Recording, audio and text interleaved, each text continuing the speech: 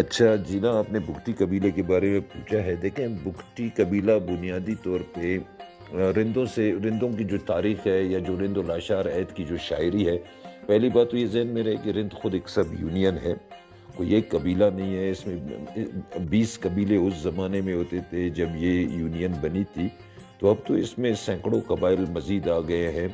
تو اس یونین میں، یعنی یونین کا ایک یونیفیکیشن تھا، ایک اتحادیہ تھا، اس میں جو جو قبائل آ گئے اس یونین کا حصہ بن گئے۔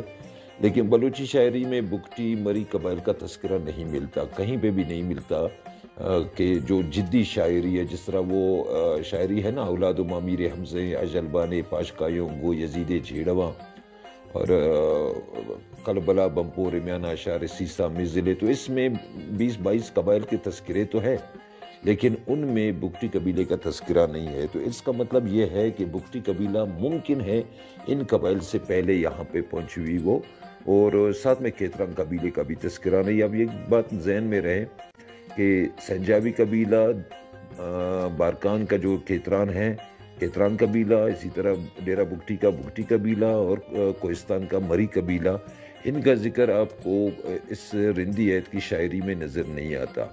تو ممکن ہے یہ لوگ ابتدائی کردوں میں سے ہوں اور یہاں پہ آ کر آباد ہوئے ہیں۔ اور جہاں تک بگٹی کا تعلق ہے، یہ ایک ایڈجیکٹو علاقے کا نام ہے۔ ایران میں یہ علاقہ اب بھی بگٹ کے نام سے جانا جاتا ہے۔ بگٹ کے علاقے سے آنے کی وجہ سے یہ لوگ بگٹی کہلائے ہیں۔ یہ کوئی جدی نام نہیں ہے، علاقائی نام ہے، اور اسی وجہ سے لگتا ہے یہ بہت پرانے لوگ تھے۔ جب اس خطے میں آئے تو یہ لوگ اپنے اسی نام سے، جو علاقہ چھوڑ کر آئے تھے، اسی علاقائی نام سے یہ لوگ معروف ہو گئے۔ جس طرح لاشار کا علاقہ ہے، اس کے رہنے والے لاشاری کہلاتے ہیں۔ رندیا کا علاقہ ہے، اس کے رہنے والے رند کہلاتے ہیں۔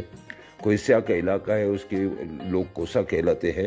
اسی طرح بگٹ کا جو علاقہ ہے، اس کے لوگ بگٹی کہلاتے ہیں۔ مین کا جو علاقہ ہے، میناب کا، اس کے جو باشندے تھے وہ مینگل کہلانے لگے۔ تو یہ علاقائی نام ہے، بہت قدیم قبیلہ ہے، بہت ہی قدیم قبیلہ ہے، اور ممکن ہے یہ رندوں سے پہلے، ممکن نہیں ہے بلکہ یقین کے ساتھ میں کہہ رہا ہوں کہ یہ رندوں سے بھی پہلے کی مائگریشن ہے جو کرد عید میں ہوئی تھی۔ اب کرد عید کو تلاش کرنے کی ضرورت ہے۔ یہ لنگا، اوت اور رندوں سے پہلے کا زمانہ تھا۔ تو لنگا کا زمانہ آپ دیکھیں، وہ رندوں سے بھی پہلے کا ہے اور اوتوں سے بھی پہلے کا ہے۔